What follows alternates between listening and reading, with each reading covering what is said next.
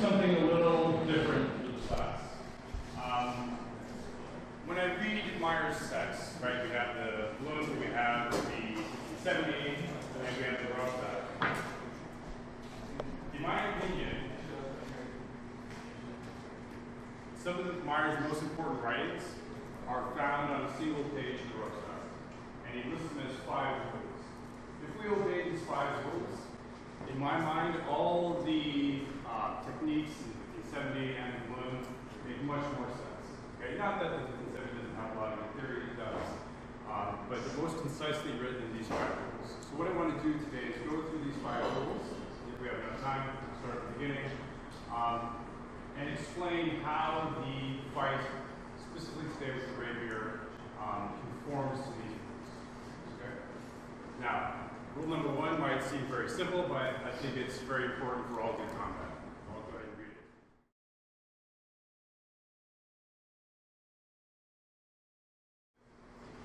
Pretty simple, right? All right. So how we're going to practice this rule is simply doing a cutting exercise. All right. So one way that we practice this rule, like I said, is doing a cutting exercise. What I want people to do, I want people to come to right ox for the cut, or overhead. Good. Dominant foot forward. All right, so something unique about all of Meyer's postures with the Rapier is that they're all right foot forward. And usually the right foot stays forward unless he tells us otherwise. All right, so nice straight arms. We don't want to see any bent arms. Nice and straight. The point can be somewhat up. Also could be to the rear. Okay, so straight arms. Good. All right, so all we're going to do is take our body and start to rotate it to our inside, or counterclockwise rotation, to our left if we're right. You'll notice as we start to do this, it's going to start to pull the sword through the air. All right, good. Now as we come down to the low left, let's bring it back up, overhead on the left. And now begin that rotation with the non-dominant shoulder forward. Good. And bring it back up. So overhead to the right, or right after the cut, and in. So all actions of the sword, specifically the cuts, are powered with the turns of the body. Okay? So I'm cutting from my right hip comes forward. So I'm cutting from my left hip comes forward. You'll notice that I'm using my non-dominant hand to sort of inform the turn. You don't need to do this. Meyer doesn't do this with the left arm. In rare exceptions, he does. But it's just there to inform me of where my body is rotating. So as I'm turning the hips, you'll notice that my rear foot is making pivots on the floor. This is allowing my hips to fully turn with each cut.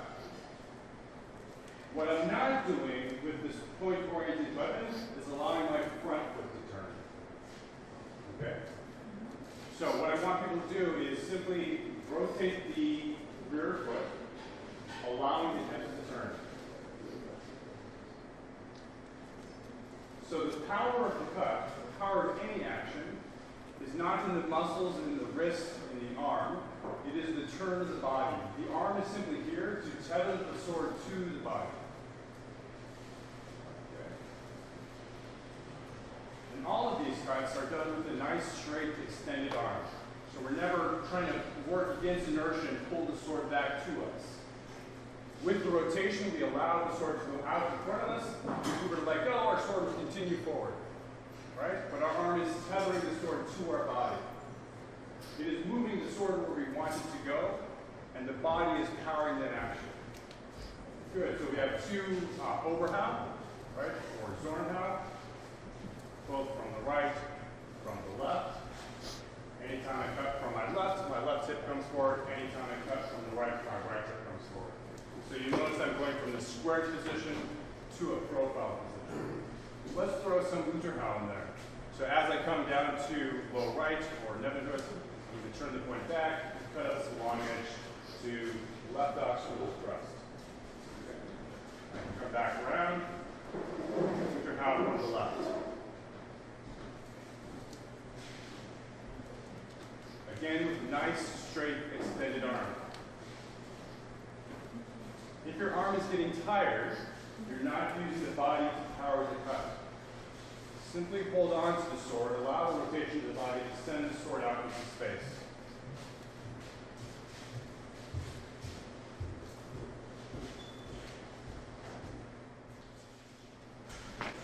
Good, now let's start adding combinations.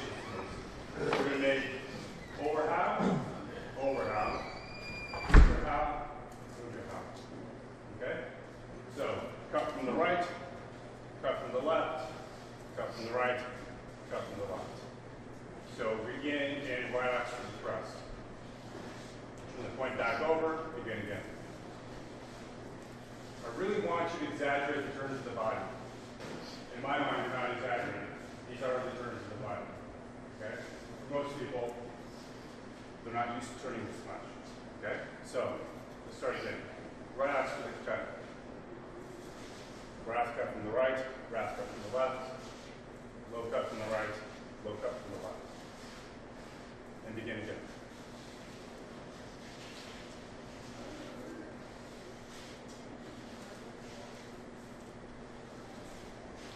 So keep going, I'm going to talk to you a little bit.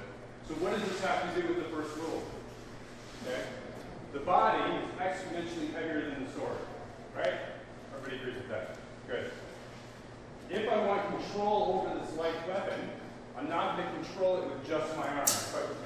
If I control it just with my arm, my sword is going to tend to be out of my control. Okay? If I pair the turns of the sword with the turns of the body, now my entire body is supporting the action of the sword, and thus the sword, this very light sword, is under the control of my entire body. Does that make sense, everybody?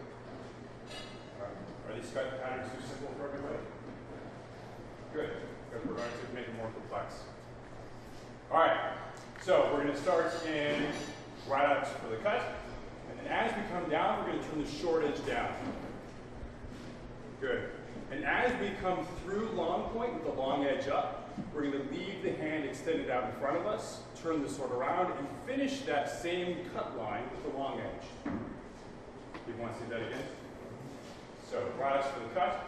Start to bring it down, turn the short edge in, rotating the palm out, cut and cut. You'll notice my arm is just doing this. It is making one smooth motion from right to left, from high to low. The turn of my wrist and the turn of my body allows me to make two cuts along the same line. One smooth action of the arm and the body, a turn of the wrist doubles that cut. Yeah? Good. Let's do it from the other side. So we're going to come back up with the short edge. Allow it to extend fully out in front of you. As we pass through the space in front, turn the wrist over and finish the same cut line with the long edge. Now let's do those two together again. So, short edge, long edge, short edge, long edge. One smooth motion. One more time. Bring it forward, short edge, long edge, short edge, long edge. All right, now we find ourselves in low right or neverhood.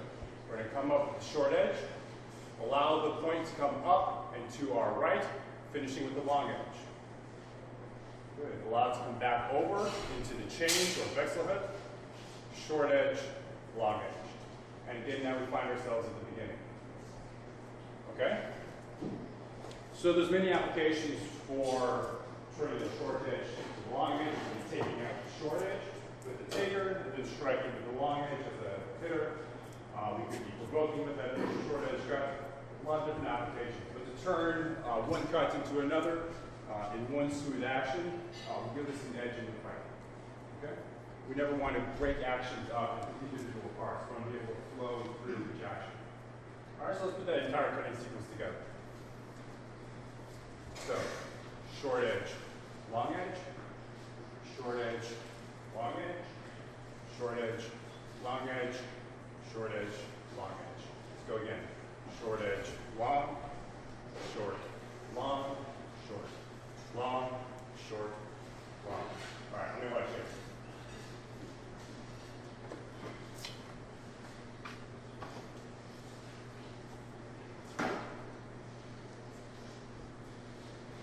Try not to bend the elbow at all.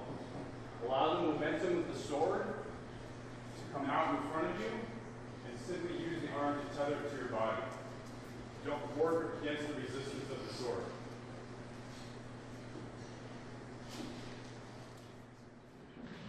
So just the key takeaway with this, and if these bending patterns are too complex, that's okay. We can simply just go back to long edge, right, all the way through. What I want to get across are the turns of the body. Okay. Anytime that we're cutting from our right, we're coming to this profile position. Anytime we're cutting from our left, we're coming to this square position. Okay. And to assist in that rotation of the hips, you'll notice that my rear foot comes off the ground and allows my hips to make that rotation. It's not that the foot is powering the turn. It's simply I'm allowing the foot to turn with the body. Does that make sense, everybody? If I leave it locked into place and I try to turn, I can't go as far, right? I'm taking power away from my weapon. Okay? So allow that rear foot to turn with the body. Okay? So I said every cut from our right, we come to profile. Every cut from the left, we come to square. This is independent of whether I'm cutting with the long edge or with the short edge, from below or from above. Okay? All of these actions are powered with these rotations in the same way. Okay? Now this doesn't really apply to Meyers art, but if I were stepping forward with my non-dominant foot, my left foot, my body would turn in the same way as well. Okay? Does that make sense, everybody? Okay. So these are the cuts. Let's see how the same turns of the body inform how we thrust as well. Okay? So we're going to start in right ox for the thrust. I'm starting on a guard on my right, right? Right ox for the thrust is a guard on my right, which means that as I extend the sword into space, it's going to come to the center and then end on the left, or my non-dominant side. You'll notice the turn of my body was exactly the same, right? So when Meyer has us do the high thrust, it goes all the way down to the change with us slicing off. So it's a half thrust, half cut. But the motion of the body is the same, as if I were just doing a wrap cut from my right. Here I'm doing a high thrust from my right as we come through long point all the way down into the change. For now, let's stop in left iron gate here. Okay. Now extend up for a thrust and pull back to right ox. Notice the turn of the body.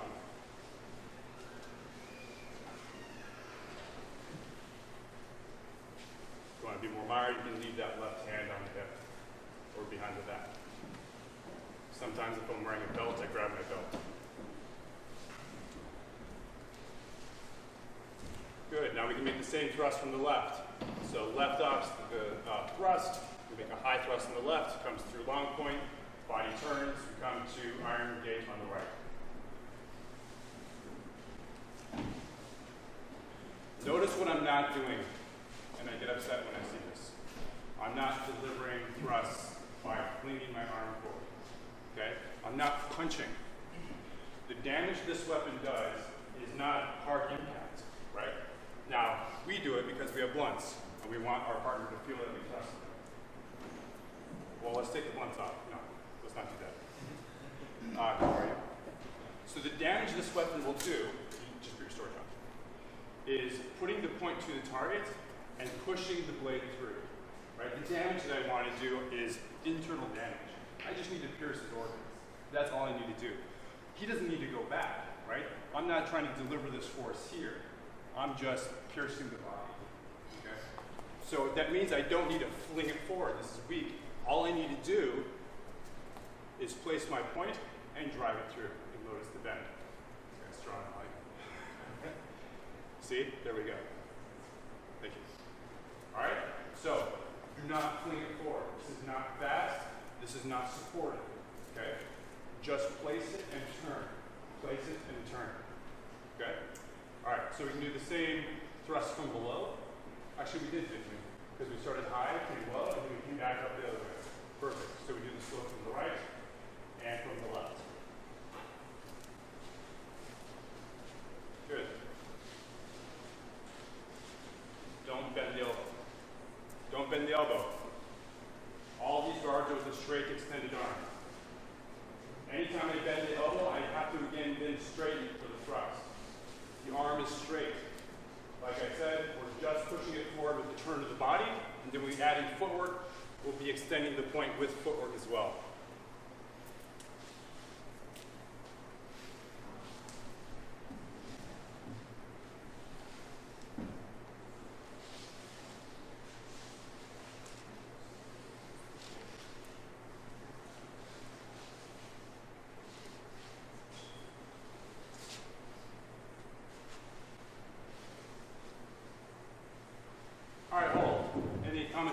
concerns?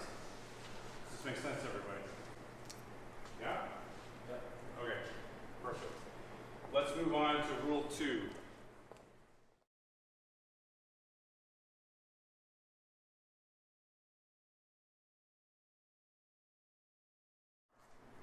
Okay? All right. How are you again? So that means if my opponent is in any posture, my first action is not to try to hit, right? All of Meyer's actions, the hitter is never the first, right? All actions of the sword, whatever we're doing, can be categorized as the provoker, taker, hitter, right? Hitter is never first, especially if there's a weapon in front of us, right? Now you might say, well, let's say he's in a position where it's not threatening. My first action is still not the hitter, okay? You can see how that's going to lead to a double. There are other things that we need to consider, specifically the space and how my opponent's sword is occupying that space, that we need to consider before we move to the body, right? Our work first brings us to the weak, you bring your weapon up, then to the strong, then to the body, okay? So as I work to my opponent, I'm going to work through those positions in my opponent's sword first, and then move to the body itself. All right, so if I'm seeking to take my opponent's weapon before I work to the body, I think this deserves a lot of minutia that I think is very important. So if I am to work my own sword against my opponent's, what advantages can I take over my opponent's sword to displace his and work to the body? You can see I could do what I just did do, use my left hand and thrust in. Okay, Meyer doesn't do this, and other masters who I read say not to do this either, okay, for very important reasons. We don't need to get into it. But anyway, what are some properties of the sword that we can talk about? Well, the sword has a strong and a weak, right? Yeah. Great. So if I put my strong to his weak, am I able to displace the sword? Yes. Oh, yeah. Yeah, I can push the sword out of the way, and now I can work to the body, right? If we consider a circle around me, one point, I don't have my book, right? Everybody's seen the cover of my book at this point, right? It's a cutting diagram. This cutting diagram also describes the space around the fencers, right? Everybody was at Roger's lecture yesterday, right? Yep. So we see the oval. If my opponent is standing like this, he has more of an oval shape rather than a circle, right? So here's the oval. I also have an oval, and really that oval exists in the space between us, okay? So if my opponent is in guard, I want his point to always exist outside of that oval, or as Meyer says, in the furthest part of the circle, or just outside the circle, okay? So one way that we can do this, I can put my strong against his weak, right? And now I can move his sword off the way.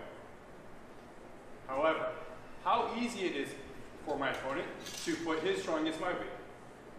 Well, that wasn't very effective, was it? So what can we do? How about I put my weak into a position such that my opponent can't put his strong to my weak, but I can put my strong to his weak? Well, it sounds impossible, doesn't it? It's not. So let's do it this way. If I first cross my opponent's weapon and then move my strong to his weak, now how easy is it for my opponent to get to my weak? What does he have to do? He has to pull back, right? Anytime I can get my opponent to refuse his guard, that gives me an opening to surely work to him, okay? That means now I'm more fully controlling that space between us. The more I can extend and push my guard out into the space, the closer I can get my point to him. Does that make sense, everybody? Good. However, you'll notice there, I just made a crossing or an overbind with the long edge. That's because he's being very compliant. I just told him just to stand in guard. Let's say he's giving me some pressure and I try to push now. Now we just keep doing this, this, and this, and this, and this, until we end up here, right? Not preferable for a point-oriented weapon, right? Okay. So not only do I want to put my sword into a position where I cross over it and am able to get my strong to his weak, but also where I can fully put my point to his body. Does that make sense, everybody? So if he's trying to do the same to me, we're both fighting for this engagement, there's another property of the sword. Good. And even in this case, now he's crossed over me, but I can still get on top of his. So we talk about the strong and the weak. What are the other properties of the sword? Short. Long and short, exactly. So you'll notice that the only distinction between long and short is how it relates to my wrist, right? If humans had a ball joint in the wrist, fencing would be a completely different game, okay? But it's not. We're working with humans. So to get over on top of my opponent's sword, all I need to do is turn the short edge in. You'll notice when I turn the short edge in, where does my point go? Over and across, okay? Now that I've established that overbind, now I can wind my strong to his weak and put the point in. Does that make sense to everybody? I like explaining it in this way because I like people to discover why we're doing these things with me. Okay? I could tell you just to do it, but we might not understand why we're doing it. And it's the whys that are important. Because once you understand the whys, we can leave the hows up to you once you get to that point. Okay? So this is what we're going to do. We're going to come to the middle where our blades are across the middles, right? Our opponent's just going to apply a little bit of pressure, just like that. You'll notice it's going to be very difficult for me now to get my point across, okay, with the long edge. So all I'm going to do is turn the short edge in, get my point across, wind the long edge back in, strong to weak, and I can lean forward and put the point in. Okay? If I need a little step, I can also make a little step as well. Okay? Now let's see what that looks like to the outside. So we're engaged longish to the outside. If I try to get my point across, right, we keep coming to this position of parity. If he applies equal pressure, then we can rise up and then run in if we wanted to, but this is a rapier. Let's put the point to him. So, short edge over and across. What action does this look like? It looks like a front to me. Okay, what's that? Reversing, yeah. This looks like a Okay. Okay. Now, how do I get my strong to his weak? Not here, right? Bring my point online. Turn the long edge, bring it back up, put the point in. Okay? So, inside, outside. Notice the turns of the body. These actions were little cuts. Okay? They require little turns of the body. Okay? The way I define a cut, it's not how Meyer defines a cut, this is how I define a cut, this is how I conceptualize it. Anytime my point is making a lateral motion across the center, that's a cut, no matter how small it is. It could move from this side of the circle to this side of the circle. Little cut, right? Little cut, little cut. Okay? Very important for making these slight engagements to the blade. Okay? Obviously, these cuts aren't intended to hit, right? Unless I just want to give them a little tattoo, right? They're intended to make engagements on the blade. Okay? So these lateral motions are cuts. Anytime the point is moving forward is a thrust. Does that make sense? Right? Because all actions of the sword not only perform a particular hitter, they're also only cuts and thrusts. And then Meyer goes on to say, well, you also have the handworks. Fine. I would say they're all cuts and thrusts. Okay? All right, everybody understand the drill? All right, because this is a point-oriented weapon, I prefer people wearing masks.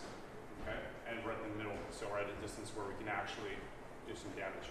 So grab a partner, grab a mask. We're working on this overbind with the short edge to the inside and to the outside. So we're engaged long edge in the middle. And we're turning the short edge in. Okay? Let's have Cameron now apply more pressure as I start to turn the short edge in. Let's see what happens. See that? Where did he go? Into my strong. By forming these overbinds, I'm guiding his sword to where I want it to be. Okay? So when I read the German text, and people are free to disagree, and I'll argue with you until my bitter end. When we're talking about strong and weak binds, or being soft and hard in the bind, it is more of a placement of the weapon rather than the muscles in the wrist and the arm. So when they're talking about these hard and soft, they're not talking necessarily, not only about how much pressure I'm applying laterally across the line, it is also how I am angling or straightening the sword itself. Right? We all know that the sword is a lever. We can use it as a lever. Okay? We can create angles that strengthen it as a lever. Okay? Everybody following? Okay. Everybody at this point saying Rob's full of crap? No. All right, great. So the more I cross over my opponent's weapon, the more lateral pressure he gives me. If he's putting it right this way, the sword is going to follow the path of least resistance. With this angle, me crossing over, making this overbind, the path of least resistance is right to my strong. Okay? The more I cross over, the stronger my bind. The more I create this angle, the more he pushes laterally, the more he comes right into my strong. If I make my angle too much, though, what did I lose? Yeah. Okay? So, not only do these turns of the sword create these subtle engagements, we understand that we can also strengthen these engagements by turning the body, right? Just like we did in Rule 1. Like I said, these are cuts, lateral motions across the line.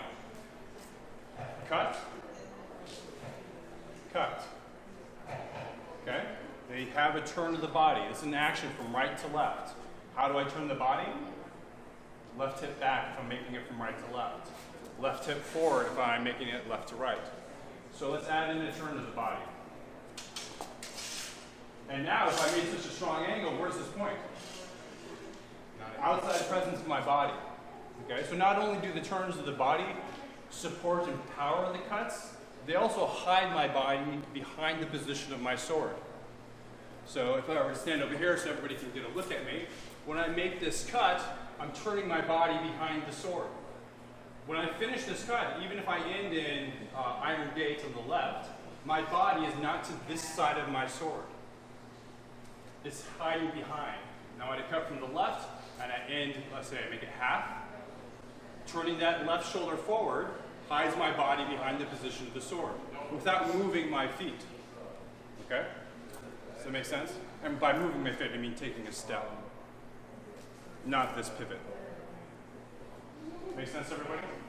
Okay. So again, we're going to grab new partners. Same exercise as before, but I want people to emphasize the turn of the body. Cross over. Okay? Then widen the long edge in and thrust. Okay? To the outside. Left. Okay, left shoulder forward, crossing over with the short edge. Turn the long edge and thrust in. Now if I wanted to finish this thrust, how do I deliver this thrust? Turning your body. Turn my body this way. You go to resist. Don't resist so I don't bend my sword. Okay. Any questions on that? Make sense, everybody? All right, grab a new partner. We'll only do this for 5 minutes. It's just a small little addition, but keep going. Okay? So, where I thrust with my point is as important as all of these other actions we played. Okay? So camera and iron gauge, we're inside long edge. I come over, apply consistent pressure, doesn't need to be strong, just consistent pressure. I wind, right? I come up, and now let's say I thrust to him to this side of the chest. Keep applying the pressure, lateral pressure. What happens to my point? It's moved offline. It's moved offline, right? So I'm forming this strong overbind. Now, to get my point back to him, I need to weaken that overbind, right? So I need to weaken it as less as possible. Meaning that I'm going to strike just over his hand. If I have my sword over his hand, I'm maintaining that overbind. So what targets does that give me? Anywhere from the right shoulder to the neck or that side of the face. If I go more towards the center of the chest, inside his hand, you'll notice if you stand behind me, maybe you can see from there, switch hands here, so my point. My point is now to the inside of his hand. What does that allow him to do? Overbind my sword. Okay? So when I make this overbind, I want to keep the overbind all the way through when I put my point to him. Do not weaken your sword too much that allows him to easily parry it. Right? I want to stay in the vor. I want to make his parry, his defense, as difficult for him as possible. I do not want him to allow him to come to his own devices. Okay? Does that make sense? Okay. So let's add in footwork. So we talked about the turns of the body. The turns of the body can even be more supported when we step with the feet. Okay? So, as I mentioned, when we cut from our right, our left shoulder is coming back, not only to power that action, but to hide the body behind the sword. Conversely, when I cut from the left, the turn of the left shoulder forward powers that cut, also hides my body behind the position of the sword. So how do I further turn my body without doing this, an over rotation? Okay? Because I might need more of a turn, more power in my action. I begin long edge, I can't get over on top, a little more pressure, there we go. Short edge, and now when I turn, I'm going to step out with my left foot behind my right. I'm making a triangle step with that left foot. What does that triangle step give me? A new angle, yeah. What else? Yeah, more rotation. You're also right behind the point you're trying to push. On the sword. Say that in a different way. So you're lining up your body behind the place there. Yeah, so where's my point going? It's going from right to left, right? If I can make a straight line with my sword and body, right now there's a disunification between the angle of my sword and the angle of my body. If I can straighten that out by taking that triangle step, now I'm in a straight line. So now I just need to apply the rest of the action. Now I'm linking that, so I'm down. But as I turn that long edge, now how do I realign my body and sword? Stepping with my right foot to my opponent. And now again, I straighten out. Okay, so I'm making straight lines through my opponent's sword as I work to the weapon. Make yourself secure in the takings first. And then I make another straight line as I make the hitter. My action drives me to the body.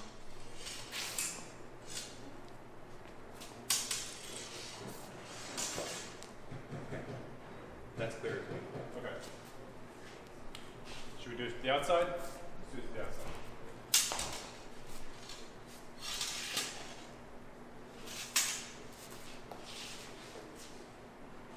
Yeah? Yeah. Okay. Any other questions? Should we try it? Out of the same thing. I'm just adding different levels of complexity to the same action. Because the smaller the actions of the sword, the greater the degree of the specificity that they need to be accomplished in. Okay? Ready? Did anybody ask, why can't I just wind from the bind? No? Let's look at that. What happens if I try to wind from the bind? Where should I wind, first of all? So there we sort of inside. Yeah, to left ox, right?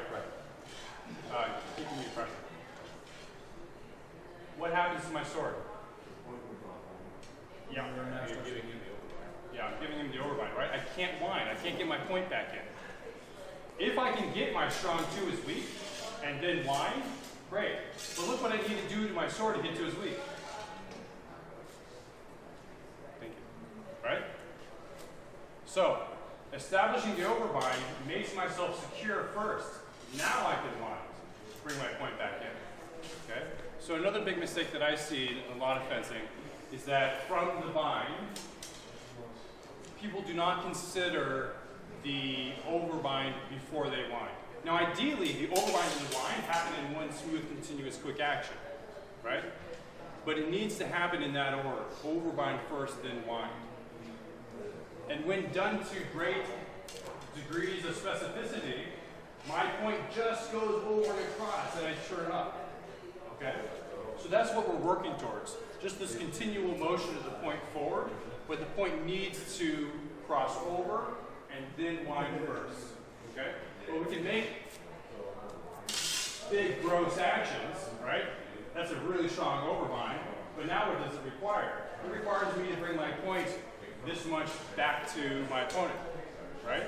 So ideally what we're working up to is my point just goes there, over on the top, and now I wind and thrust in. Does that make sense? Yeah. Okay, by turning the body and stepping with the feet, I can minimize the actions of the sword.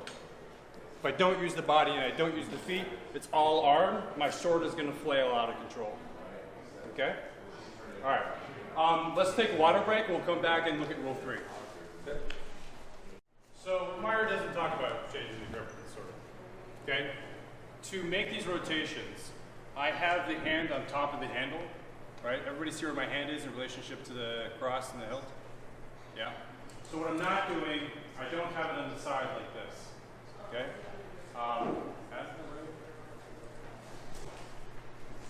If I hold the sword on the side and Adam applies pressure on top of my weapon, what happens to my sword? Yeah? He breaks the grip of my weapon, right? I want my forearm bones aligned with the short edge. So now he applies pressure to the top. I can now resist with not only the position of the sword, but with my entire arm as well. That's true with the short edge as well as the long edge. So now, when he pushes against the long edge, it goes up through my arm. And obviously, because the sword is lower, I need to put my sword in the right position as well. With the hand on top of the hilt, that allows me to get to left ox without having to make some extreme rotation of the wrist or the arm itself. My hand is almost just in a palm up position, slightly beyond palm up. Okay? So with the hand here on top of the handle, getting to left ox is easy. Okay, you'll notice I also rotate my thumb to the short edge as I make that rotation. Okay? I want to hide my thumb behind the position of the engagement. I don't want my thumb hanging out here. Okay? So when I make a short edge engagement, I bring my thumb forward, and long edge, I again hide the thumb behind the engagement, or the side the blades are binding. Okay? So I don't change my grip. I just put my grip into a position on the sword that allows me to form these positions. For what it's worth, well, I think one of the reasons that Meyer doesn't use, you see a couple depictions of this finger over, that when you're winding into left ox, it makes it a little bit, strains a little bit more than having it a bit loose. So I don't think he shows it on top and end of the Rapier sections. Yeah. But anyway, that's why this grip, I think, one of the things, it's easier to get up into the higher classes that you don't see in the later traditions that have over the forward flow. Cool, thank you. All right, let's move on to third rule.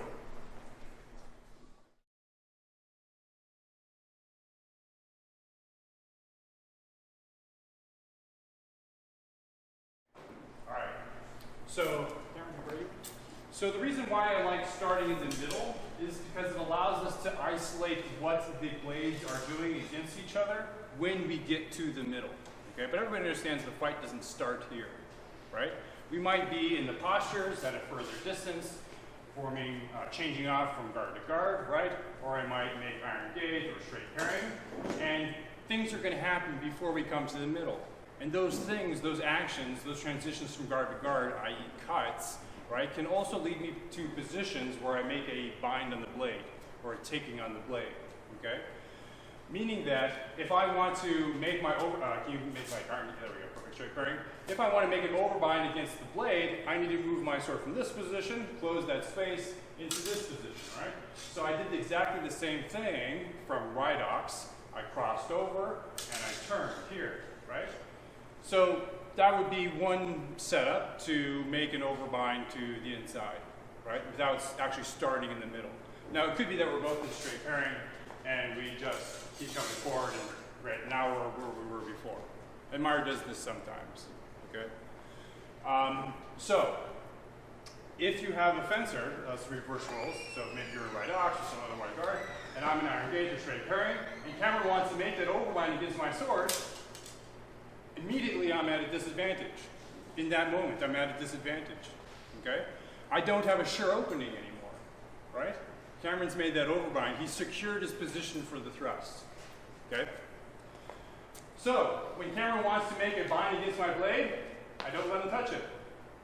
He makes a bind against my blade, I don't let him touch it. Okay, we can do that without moving forward too. Okay, so if I'm not ready to come to the bind, don't come to the bind. Okay?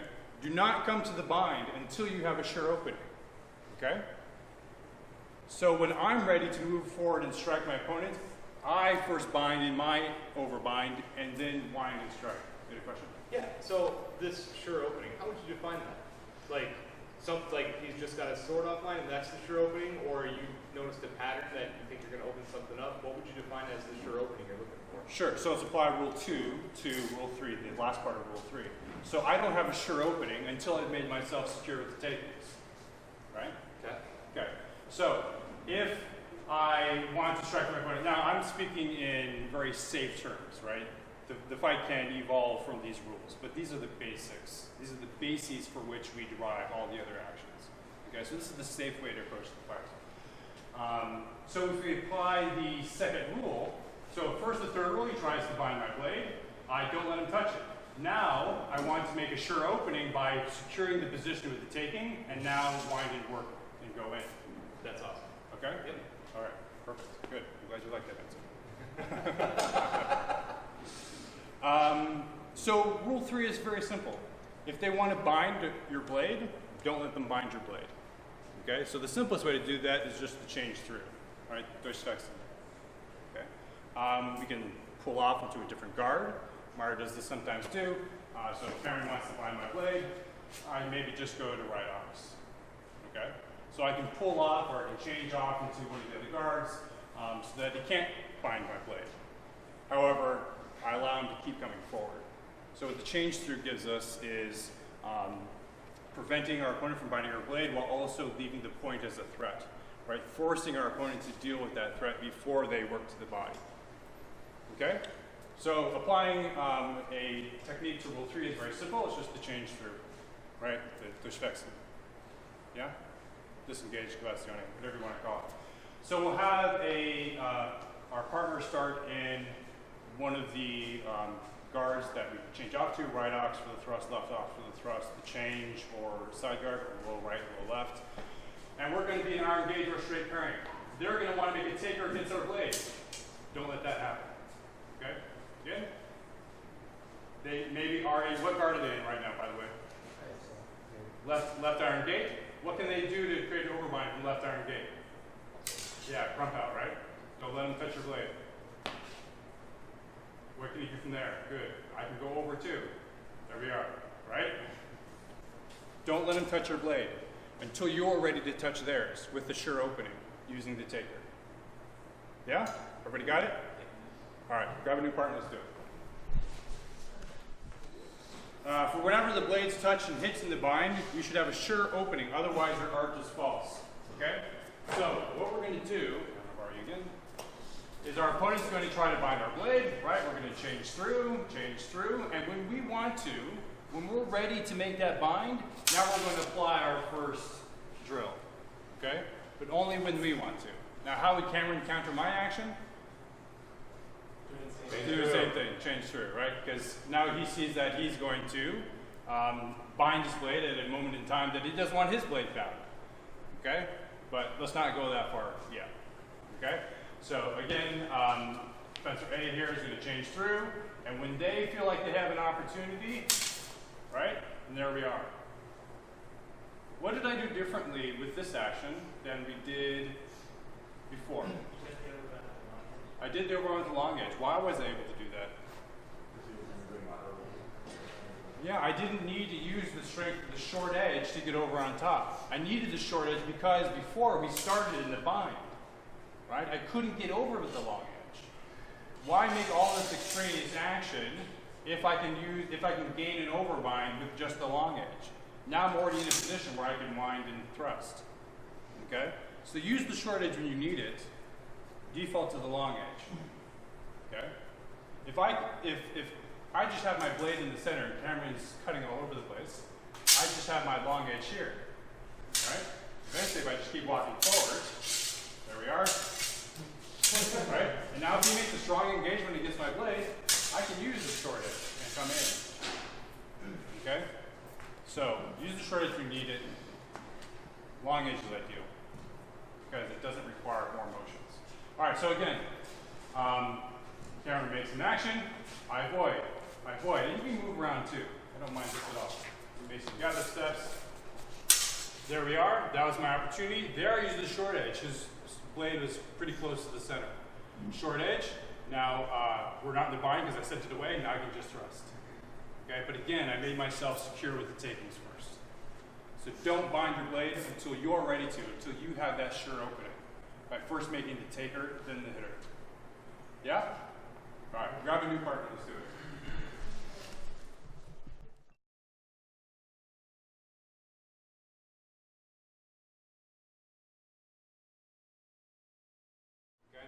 That was a long rule. Let's break that down.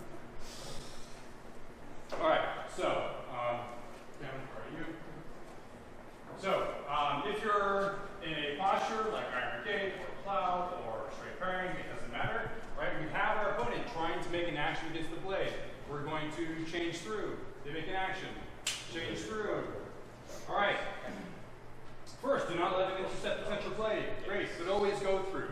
Right? So going through is like a changing through, and then we're applying our third rule, right? Where we now have that sure opening because I can make a taker of my own and work to the blade, right? So everybody know what I mean by go through? So so this is a change. Everybody knows a change through? Disengage or capazione, right? Just moving my point under to get to the opposite side. Going through is virtually the same thing, but it involves a taker at the end of the action. So it's a change through with a taker at the end. That taker could be a setting off, it could be a slicing off, could even be with a short edge, though Meyer doesn't describe it being as such. Okay? All right, so I'm going through and then making a advantageous bind against my opponent, so now I can wind and work. Okay. All right. Go through on the other side, stepping out from his weapon. Right? So remember the turns of the body and the directions that we're stepping with those turns. If I make my change through and I go through, make an action on the blade, I'm stepping this way, away from the weapon. Right? Not only am I hiding my body behind the weapon, I'm putting my body in a straight line. I'm moving my body away from where his point is. Right? This is my concern, his point. Not just for the thrust, but for the cut. Okay? My opponent cannot bring his attack to its conclusion if I always keep his point outside of my oval or my circle, right? Go ahead and give me a super slow cut. When is Cameron going to hit me with the cut? Not until that point gets to me, right? When is he going to hit me with the thrust? Obviously when the point gets to me, right? But as long as I keep, nice slow cut, as long as I keep the point out of my circle, he's not going to cut me. Now, this is a shit parry, but it's just illustrating a point, okay? He's not going to hit me until his point gets into my oval. Okay? So the point is what I need to be concerned about. Okay? All right. Just like the overbind, it's the position of the point that's my concern. Okay? So with all of these actions, when we talk about the sword, really we're talking about the point. Okay? All right. Now, if he goes after your blade as you go through, then change through short. So how many people found themselves in this position where they were making action on the blade, we go through, and they make an action on the blade, and they go through, right? And we can't ever get, come sooner, so I can't come back up to the other side, right? I go up, right? I can't ever get back there, right? So what I'm gonna do is I'm gonna change through short. Joachim Kopit talks about this action and calls it reverting, okay? Or returning. Oh, I'll have to look at my book. It's reverting or returning. So as I come through, if he makes an action and he thinks I'm going back to this side and make an overbind that side, I come back to the same side. I act as if I'm going to change through. So if he goes to make an overbind on the other side, make an overbind on this side now, over here, I change through short and I come back. Okay, so if I see my opponent make an overbind, okay, I act as if I'm going to go to this side. Here, overbind, and I come right back to that same side. Okay? All right. So change through short and fall on his blade and thrust to his body. If he falls on your blade as you go through, so we've messed up, right? We're attempting to change through, and we actually make contact. Where we make contact, where the blades cross, informs how I should work from here. Okay, let's look at the first illustration here. First instance, he falls on the foible. Or yeah, he uses foible. I hate that. Anyway, falls on the weak, right? What should my action be? Well, depending on the placement of my opponent's blade, I'm going to, what's the word he uses? Strike around, right? To me, this means to either go through or to go around, as Meyer says in 1570, right? There's always two ways to get around the blade. I can go under or I can go over. And I wouldn't go over in this case because this point is so low. If this point was higher, now I can cut over and go around as well if I want to. Okay? So if he falls on the weak, just change through again. It's as if he doesn't have a good position on my blade, right? To get that strong crossing, he needs at least to be on the middle of my blade. If he's on the weak of my blade, my action for that change through is very quick. Okay, he binds on the weak, I change through. It's a quick action, quick action. If he's bound on my middle now, the advice is not to go through. Okay? Now if I try to change through, look how long that action is. He's able to follow it through because it's such a longer action. Okay? So what do we do? Let's look at the strong first. Let's say he binds on my strong. Who has the overbind? Who's stronger in the bind? Jerk it to the side and press in. Okay? There my long edge is engaged, but if my short edge is engaged, come up with the short edge, get that overbind first, now wind and thrust. Okay? So, just because he has the overbind doesn't necessarily mean that he's strong in the bind. A strong bind is twofold in its elements of strength. One is the overbind, second is the crossing, where we're crossing the blades. If we eliminate where we're crossing the blades and just focus on the middle, then it's more about crossing. Okay? But remember, the sword is always a lever, and that informs how strong the bind is as well. All right, so now if he falls on the middle, let it run through and fall back on it with suppressing and work it once to the opening. All right, so now we're back to our first drill, but now from our perspective. Our opponent has the overbind, okay, in the middle of our blade. What do? Well, we know what our opponent's next action is. He's going to wind and work, right? All right, so if I let him get that far, I've already lost, tactically speaking. However, if he's making the strong engagement on the blade, let it run through, okay? So running through and winding through, very similar concepts in my head. All I'm going to do now, instead of resisting with the point, I'm just going to bring my hand back to the middle. Okay? I can't get the point back across the center. So I'm going to get my hand to the middle. Now what does that allow me to do? Yep, don't leave the middle. Just leave your sword in the center. Yeah, and give me that push. Let it run through and work back on it with suppressing, right? A suppressing cut is a vertical cut through the opposite shoulder there. And now I wind and work. Okay? All right, so that's a very long rule. Let's break it down. Okay? I broke it down in talking about it, but let's break it down into drills as well. So what I want to do is look at that last part of the rule in isolation. The way we're going to do that is we're going to have one partner either look away or close their eyes, either one. Our opponent is going to apply an overbind or some pressure against a certain part of our blade. And it's up to us to recognize where they are on the blade and make the appropriate action. I think I chose wrong, didn't I? Yes. Okay, good. That's a little more towards the middle. Yeah? So without looking, see if you can see where they are on your blade. Okay? And choose the appropriate response. Does that make sense, everybody? All right, grab a partner, let's do it. All right. So luckily we don't fight blind, right? But it is important to know, it is important to feel the engagement or the binding of the blades, right? We can also use our eyes, but the responses that we take should be informed on the pressure in the bind or the engagement of the blades through feeling. Okay, so through feeling what the blades are doing. Why are we choosing the actions we are based on where our opponent is overbound or sword?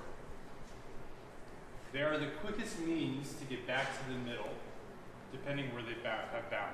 Okay, let's look at if they bound on the strong. What's the quickest way to get my sword back to the middle? I can just bring it across and get it back to the middle, right? Because he's on the strong part of my sword. If he's on my weak, what's the quickest way to get it back to the middle?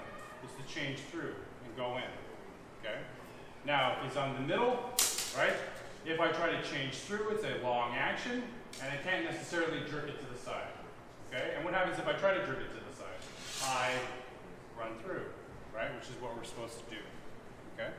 Does that make sense, everybody? So they're not just arbitrary actions, they are the quickest way to get back to the center.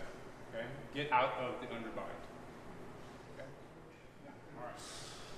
So let's go back to the previous rule, which I didn't read. So rule 4. So rule 4 deals with the situation.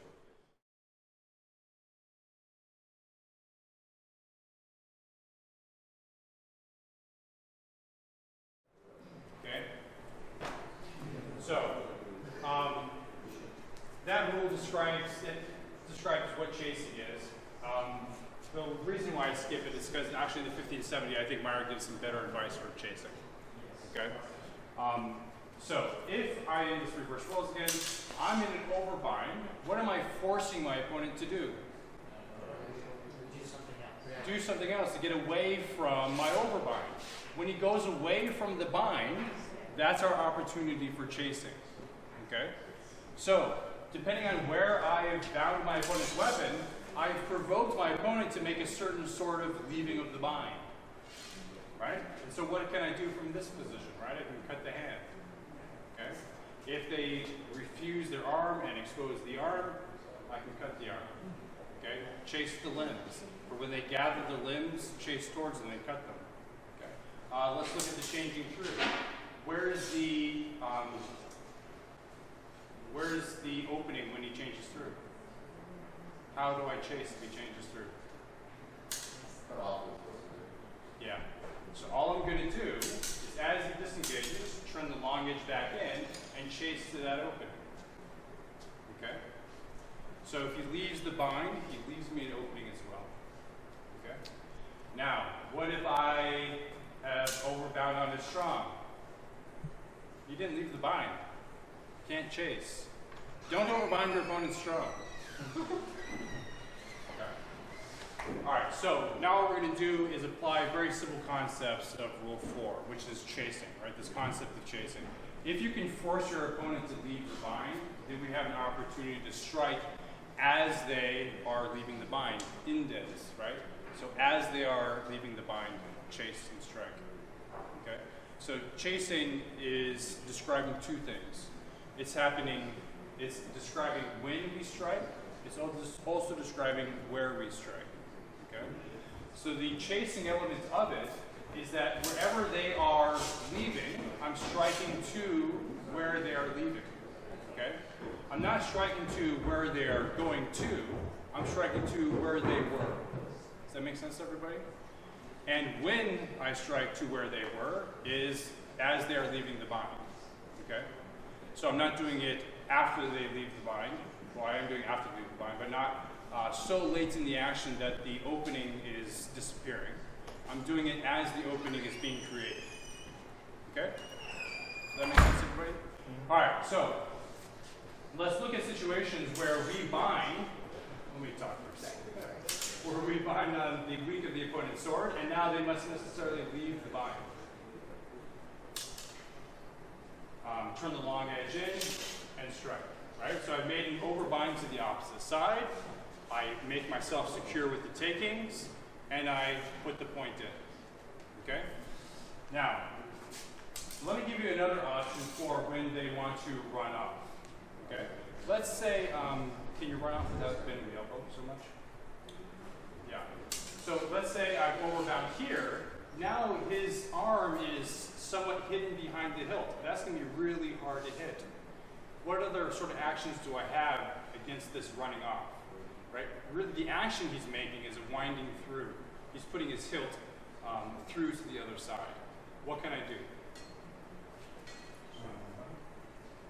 Can you lower your point and thrust at his wrist? Just like that? Yeah. Okay, good. Right, so this is what I would call a classic Rapier, right? So I'm jerking my hilt up. As he lifts his hilt, and I'm dropping my point, engaging with the short edge, and putting the point to the flank. Okay? The timing of this is very specific. Let's do it all in one smooth motion. So maybe I am in right ox for the cut, and you're in iron gauge or something like this. So I make my cut, right? I'm binding in the middle. He immediately recognizes this, and I immediately, indes, raise my hand and lower my point. Okay, so it happens all in one continuous action. Let's do it without me talking.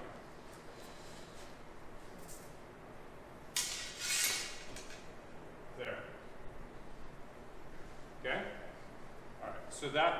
was how I can make these actions applicable, moving from the onset through the middle and then ending as a hit. Okay? Any comments, questions, concerns about these two options? And if you decide to do the third option, binding on the strong, your opponent is just going to thrust you. Okay? All right. So force them to leave the bind by binding on the weak or binding in the middle. Okay? I provoke my opponent to change through, long edge, point in. Binding on the middle, I provoke him to raise his hand, lower the point, jerk up your hilt, as he says, and thrust him in the flank. Okay?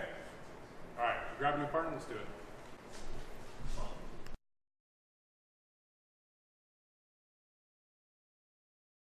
All right, so I find these rules very useful, guys, in elucidating very important fencing concepts.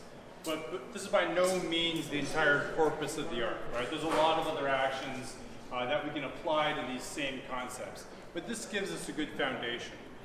A lot of the actions that we looked at today, we're starting in the middle. This is an important place to understand that the consequences that happen from here will quickly lead to the end of the fight. Whether I'm successful in the bindings or my takings, or whether I am unsuccessful in my bindings and takings, right? However, the means by which I gain the advantages in the middle are first secured in the step before, in the onset. Okay? So how I arrive in the middle is going to be determined on how I got there first. Okay? So a dynamic way to look at Meyers Rapier system is by looking at it this way.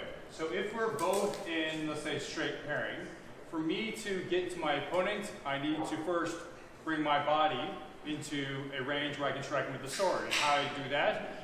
By making certain steps that allows my body to get there, right? I could do this. Right? Not very dynamic, and there's a lot of interruptions in the actions. Okay, not only in the time, but in the actions themselves. With the blades crossed at the weak, I'm at the perfect distance. Where's my weight, by the way, in these cards? I'm in the perfect distance to gather that rear foot and step forward with the right foot and strike. Okay? Where was the middle? It is at the end of the gather and at the first part of the raising of this foot. Okay? So it is in the transition of the finishing of the left foot and the raising of the right. That's where the middle is. But notice my feet are together. Okay? What does that mean in context of the middle? Any lateral motions that I make with my feet together are necessarily going to be weaker. Right? I have a narrower base. With a wider base here, I'm able to make these turns, right? I have a strong base. With my feet together, I can't now make these strong lateral motions. Remember what I said at the end of our first drill.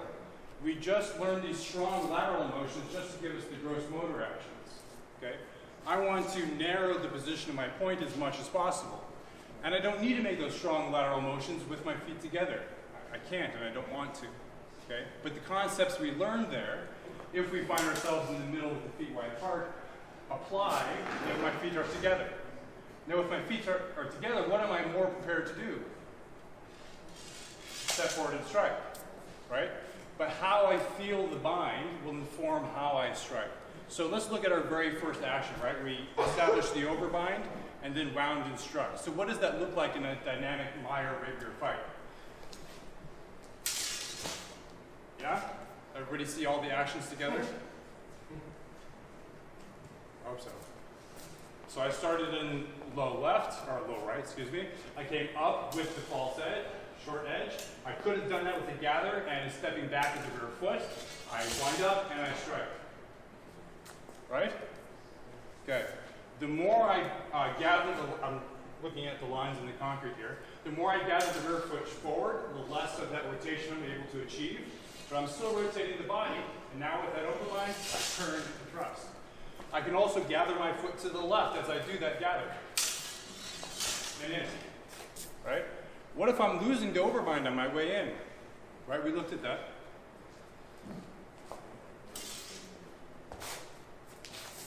right? All one continuous motion. First the left foot, then the right foot. As we make that transference of weight from the left to right, we're in the middle. You need to consider the actions and how the blades are binding. So those are just a selection of techniques that we can apply to these concepts of overbind or strong in the bind or underbind, weaken the bind. And Meyer goes on to give us a lot of them. Okay? Not only can we accomplish these binds with extensions of the sword along the center, i.e. thrusts, we can also accomplish those same binds through cutting as well. So when we're in the wider postures, we can apply the cuts to establish those binds. We can also apply the thrusts when we're in these point forward positions. We can also, as Meyer inexplicably does, is also apply the cuts when we're in straight pairing as well. Quite often he does things like this. Right? Everybody see how I gained overbind there? I first made myself secure with the takings and then moved in for the thrust. Let's look at that. Up. Why is this not so dangerous? Yeah, even take a lunge step. Okay? Meyer says that we can arrive in the middle at the same time because of the space of the bodies. If I were to do this here in the middle, why is that much more dangerous? Yeah? Don't leave the bind in the middle. Good fencing principle. Back here on the onset, I'm simply forming this position to allow myself to make that overbind as I move in. Okay? So, let's do that. I'm cutting, right? Where am I cutting to? I'm cutting into a position where I'm gaining that overbind. I'm not cutting to him as a hitter, I'm cutting to that space. And just because I'm cutting to the space doesn't mean I leave my point on line. When I cut to the space, just like when I cut to him as my hitter, I cut through. By cutting through that space, right, cutting through the oval or the circle, I establish a good taking. And now from there I wind and work. Okay? Any comments, questions, concerns? I can just keep going. We're out of time. No? Nothing at all? All right. Okay. If you want to catch me before I leave today, I'm always happy to talk about fencing. If you wanted to drive me upstate, just keep talking to me about fencing because I'll never go to bed then. And also, if you wanted a book from me and haven't gotten one, I've got 3 copies left. Okay? All right. Thank you, everybody. That means you guys need to buy 3 books.